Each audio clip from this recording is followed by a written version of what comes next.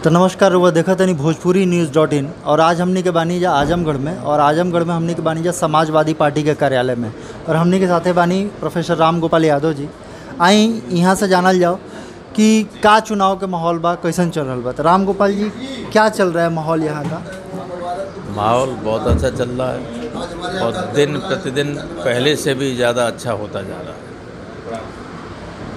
है।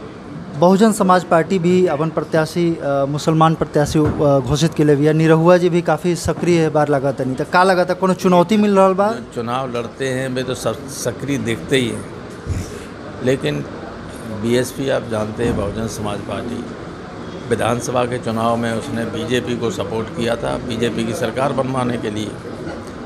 तो जनता सब जान गई है कि ये बीजेपी की बी टीम है, वो सिर्फ बीजेपी को लाभ पहुंचाने के लिए ही काम करती है। इसलिए अब जाति और धर्म के नाम पर किसी उम्मीदवार को वोट मिल नहीं सकता है, काटने के लिए मिलेगा नहीं। जैसे कि आजमगढ़ समाजवादी पार्टी का गढ़ कहा जाता है, तो क्या इस बार कुछ चुनौती जाता है?